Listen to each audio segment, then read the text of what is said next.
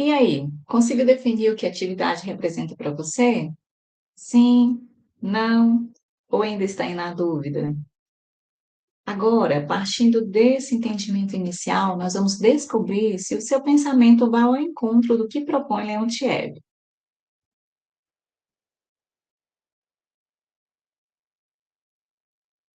Então, para Leontiev, a atividade é uma atividade no lar, não aditiva da vida do sujeito corporal e material. No sentido mais restrito, ou seja, no nível psicológico, é uma unidade da vida mediada pelo reflexo psíquico, cuja função real consiste em orientar o sujeito no mundo objetivo. Em outras palavras, a atividade não é uma reação ou um conjunto de reações, mas um sistema que tem estrutura, transições e transformações internas e desenvolvimento próprio. E aí, verificando essa definição teórica, você pode até pensar que não entendeu nada sobre atividade.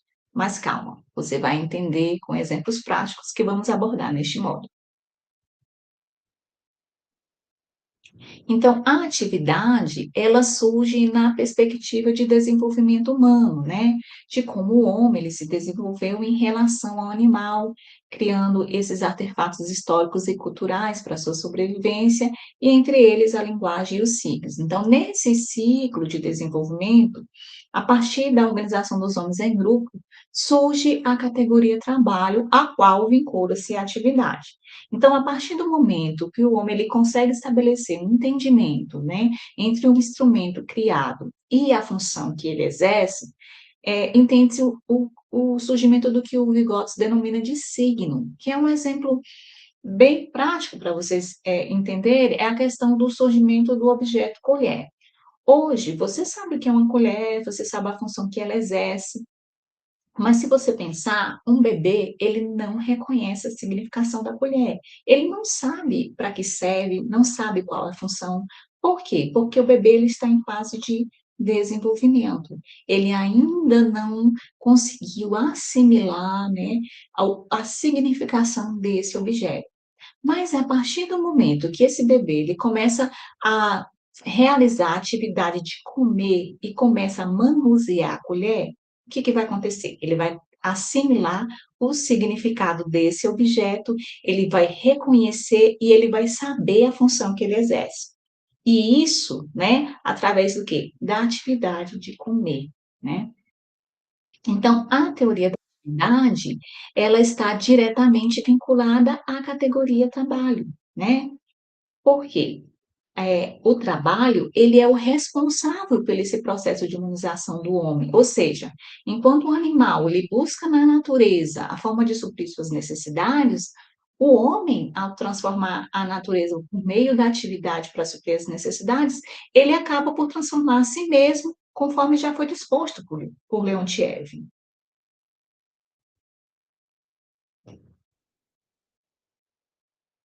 Então, desse modo, considera-se a atividade, assim como o trabalho, vital ao ser humano, né? Promovente do encadeamento da consciência, quer dizer, da realidade subjetiva, que é criada a partir das experiências do próprio sujeito no mundo, com a realidade objetiva, que é produzida no plano exterior, a partir da interação na coletividade. E por que que eu estou frisando essa parte da consciência? Porque a consciência, ela é de suma importância no processo de desenvolvimento humano. E nesse contexto da teoria da atividade, é importante deixar claro que a consciência e a atividade, elas caminham juntas, né? E são complementares uma da outra, sendo que a atividade humana, ela necessita do intermédio para o seu desenvolvimento. E esse intermédio é alcançado por meio da consciência, né? Então, nessa linha, fica evidente a importância da consciência no processo de desenvolvimento humano e, consequentemente, nas atividades que são realizadas. Então, para Leontiev, a imagem subjetiva do mundo exterior é um produto da atividade do sujeito neste mundo. Então, a atividade, ela é a categoria que auxilia a relação do homem com o mundo, né? Uma vez que ela medeia a conexão do mundo subjetivo com o mundo objetivo, quer dizer, da realidade que é criada no interior do homem a partir da sua visão da realidade exterior. Então, finalizando aqui essa definição sobre atividade, a gente pode pontuar que a atividade ela é uma ação consciente que torna possível alcançar aquilo que se almeja. Então, é uma ação consciente que faz com que a gente possa alcançar aquilo que se pretende, o objetivo, o resultado, então aquilo que se almeja. Vejamos agora um exemplo abordado por Leontiev sobre a caça primitiva, para a gente exemplificar a questão da consciência e da atividade. Então, Leontiev, ele propôs que a caça coletiva dos homens primitivos, uma atividade que foi essencial para a sobrevivência dos grupos humanos no passado, essa atividade ela pode ser usada para exemplificar como a consciência humana surgiu e como ela foi desenvolvida, e também serve, né, de modelo para a gente falar que a atividade ela é realizada a partir do contexto social da coletividade.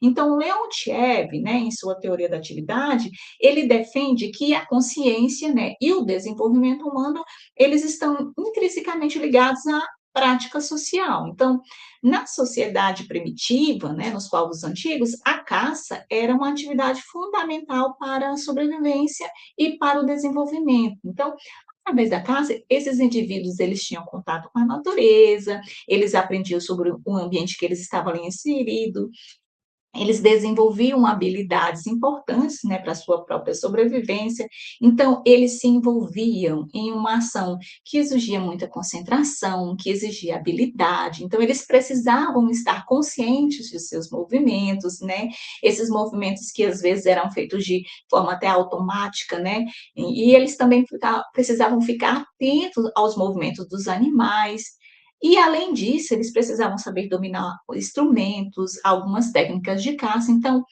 o objetivo da caça primitiva era obter alimentos para aquelas tribos, né? E esse objetivo era alcançado através da captura de animais silvestres, né? E para alcançar esse objetivo, eles realizavam algumas ações, né, que deveriam cooperar para essa finalidade. Então, nessa caça, eles não usavam apenas para a sobrevivência, mas também era uma forma de atividade social, porque por meio da caça esses sujeitos, eles aprendiam a trabalhar em equipe, a se comunicar. Então, a caça primitiva é um exemplo muito prático de como a consciência e o desenvolvimento humano, eles são moldados pelas atividades que são realizadas pelos sujeitos, né? Então, isso é muito um exemplo prático para você entender como a consciência se desenvolve, como o ser humano se desenvolve a partir da atividade que ele realiza em seu contexto.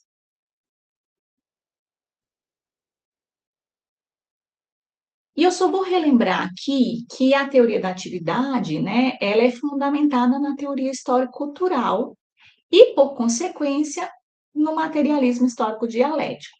E conforme já explicitado lá no módulo 1, né, que essa teoria ela tem como base o materialismo histórico dialético e a teoria histórico-cultural, e a gente vai entender aqui que no contexto do materialismo histórico dialético, né, conforme já disposto por Bernardes, a atividade é uma unidade de análise do desenvolvimento e do comportamento humano.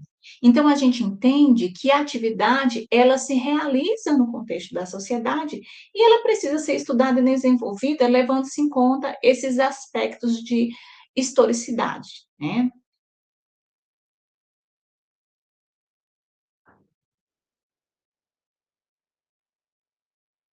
Voltando para a nossa temática central aqui, pode-se afirmar que a atividade ela possui uma estrutura geral que se realiza mediante a sua execução. Então, a gente pode afirmar que ela tem como componentes o sujeito, a necessidade, o objeto, o motivo, os meios, condições, né, e o seu produto. E ela também conta com uma ação que é responsável e imprescindível à existência da atividade e ela pode contar com o suporte da operação.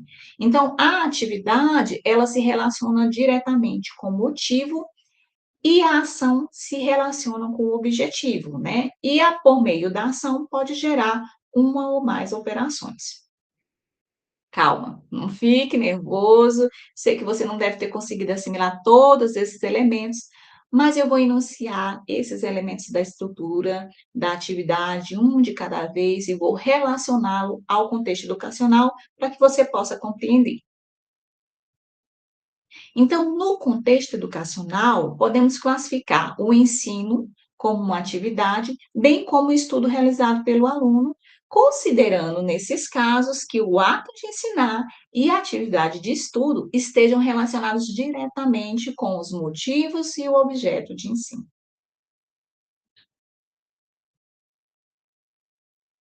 E para se ter a realização da atividade, nós contamos com o quê? Com o sujeito, que é essa parte ativa e essencial no processo da atividade, que é a parte que detém a consciência e a personalidade. Então, no contexto escolar, por exemplo, a gente pode dizer que os sujeitos são o professor e o aluno.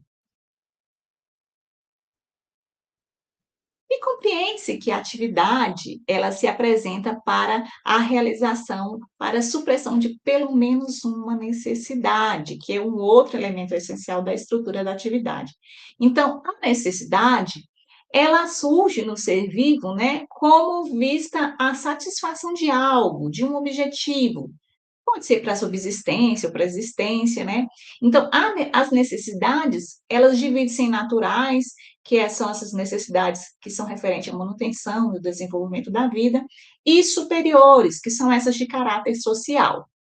Então, as necessidades que surgem no homem, elas se manifestam como desejos, como tendências, e são indispensável à existência de um objetivo para a realização de uma atividade. E elas são também determinadas pelas condições sociais. Então, no processo de ensino-aprendizagem, por exemplo, a necessidade do professor pode ser de compartilhar um conhecimento, de compartilhar os seus conhecimentos, e para o aluno, a de obter conhecimentos. E na atividade, toda necessidade direciona-se para o alcance de um objeto, um objetivo a ser cumprido, né? E é considerado como motivo efetivo. Então, o que diferencia uma atividade da outra, né, é o objeto da atividade, sendo este o motivo real da atividade. Então, entende-se que uma necessidade, ela só será realizada e completa quando ela for em encontro de um objeto. Então, são as necessidades, junto com os objetos, que direcionam a atividade do sujeito e não só as necessidades isoladas de um objeto. Vejamos o exemplo no contexto educacional. E no contexto educacional, a gente pode afirmar que o objeto do processo de ensino é a formação integral do aluno. Então, vamos seguir aqui o raciocínio, né? Então, uma atividade, ela conta com um sujeito que realiza, ela surge pelo menos uma necessidade, ela é direcionada por um objeto, e a atividade é impulsionada pelo motivo. Ou seja, objeto e necessidade sozinhos, eles não geram atividade. E esta só existe se houver um motivo. Então, não existe atividade não motivada. Mesmo que o motivo seja oculto, o motivo existe na realização de uma atividade. Então, o motivo é que excita o agir e dirige a ação de satisfazer uma necessidade, né? Sem um motivo, essa atividade ela não existe. E os motivos, eles podem ser diversos em uma atividade, né? Então, os motivos, eles podem ser apenas compreensíveis ou realmente eficazes. Os apenas compreensíveis são também denominados de motivos estímulos, e os realmente eficazes são também denominados de geradores de sentidos. Mas eu não vou aprofundar agora sobre essas classificações, porque nós iremos discutir sobre os motivos no próximo vídeo, que eu vou falar das unidades basilares da teoria da atividade de Lemontiev. E vamos ao exemplo prático na educação? Então, no desenvolvimento de uma atividade, há diferentes motivos. Para o professor, o motivo de ensinar pode ser de compartilhar os conhecimentos adquiridos, né, bem como de subsistência financeira, que é para se manter financeiramente, para a sua sobrevivência. Já por o aluno, pode ser de ter domínio dos conhecimentos compartilhados, para alcance, por exemplo, de uma profissão futura e de estudar para cumprir uma obrigação familiar, né? Ou seja, esse aluno, às vezes, ele tem que estudar porque não por vontade própria, mas porque ele quer obedecer aos pais e os pais o cobram esse estudo. Então, uma atividade, ela pode ter vários motivos, né? Ela pode envolver vários motivos. E continuando aqui, eu destaco um outro elemento essencial na estrutura da atividade, que é a ação. Então, a ação, ela está presente ao passo que ela se relaciona diretamente, né, com a atividade e ela possibilita o alcance da motivação da atividade, né? A ação, ela não possui motivação direta com a atividade. Então, vamos ao exemplo prático. Então, se um aluno, ele estuda determinado conteúdo somente com a intenção de passar na avaliação, esse processo é considerado como ação, visto que o seu motivo, ser aprovado, não se vincula ao objetivo do processo de ensino, que é a formação do aluno para a sociedade, a formação integral do aluno. Se o professor ministra aulas apenas com o intuito de cumprir a sua obrigação e se manter vinculado ao emprego, também realiza ação, visto que o seu motivo, que é cumprir a prática burocrática, não se vincula com o objetivo do processo de ensino, que é a formação do aluno para a sociedade. Então, nesses processos, estudar para a prova e ministrar aulas, mesmo tendo motivações divergentes, vincula-se à atividade do processo de ensino. Quer dizer, estão diretamente vinculadas à realização da atividade no processo de ensino, mesmo que os motivos não sejam correspondentes ao resultado da atividade. Portanto, são ações e não atividades, porque o motivo não coincide com aquilo para o qual se dirige, para o objetivo, mas se relaciona com a atividade ao qual se vincula. O próximo componente da atividade é a operação, e ela é composta por ações, todavia não conscientes, e que ocorrem em conformidade com as possibilidades do contexto, isto é, com as condições dispostas. E elas se relacionam diretamente com a ação. A sua existência, ela não é obrigatória na atividade, mas sempre que ela surgir, ela vai estar vinculada à ação. É por isso que nessa imagem que eu criei, as duas elas estão conectadas, né? Porque quando o sujeito a realiza, ele surge a partir da ação. Então, ela, assim, uma operação só surge a partir da ação. Então, numa atividade, não necessariamente tem que existir operação. A ação, sim, ela é obrigatória a existir, mas uma operação não. Então, quando o sujeito realiza uma operação, ele já possui habilidades suficientes para realizar aquele processo em modo automático, tá? Então, vamos ao exemplo prático para vocês entenderem. Então, assim, quando o professor ele ministra aula de matemática, por exemplo, e ao resolver determinado problema, ele faz de modo automático os atos de somar e dividir, que são conhecimentos que ele já tem plenamente dominado, né? Ele já tem esses conhecimentos, então, esses atos de somar e dividir são considerados operações. Já no caso do aluno, o que geralmente ocorre nesse processo de somar e dividir, quando ele vai solucionar problemas de matemática, é uma coisa mais manual, né? Então, para o aluno, esse exato vai ser já, esse de somar e dividir, vai ser uma ação. Por quê? Porque não é algo automático, não é algo que ele já tem pleno conhecimento, né? É algo que ele precisa estudar, aprofundar. Então, quando é algo que se precisa estudar, aprofundar, é uma ação. Quando é algo automático, eu já tenho pleno conhecimento, eu faço sem pensar, não é algo que eu nem pense para fazer, aí isso já é uma operação.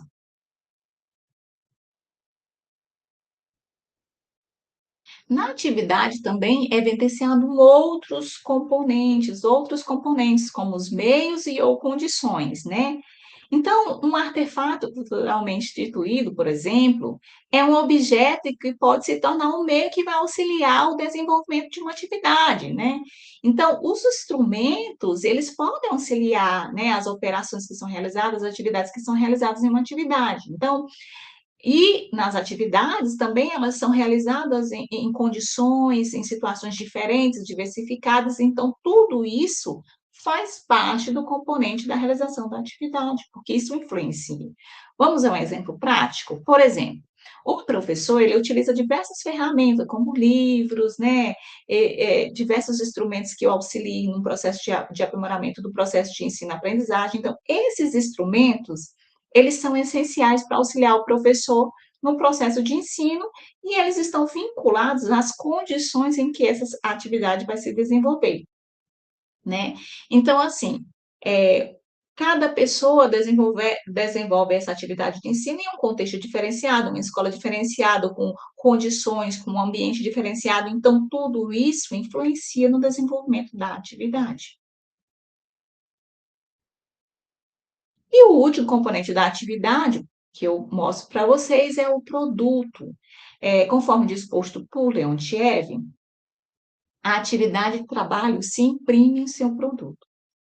Então, vamos definir aqui para vocês verem um exemplo prático do produto na atividade. Então, nós podemos definir, no contexto educacional, que o produto é o resultado alcançado pela atividade realizada. Então, levando-se em conta lá no contexto educacional, a gente pode entender que na atividade de ensino, o produto é a formação integral do aluno.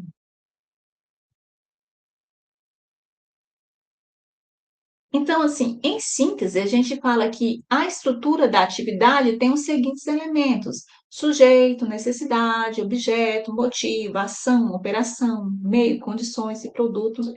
E as atividades no contexto educacional, elas têm que nascer de pelo menos uma necessidade, né? Então, quem são os sujeitos no contexto educacional? A gente pode classificar o professor, o aluno como sujeitos desse processo, né?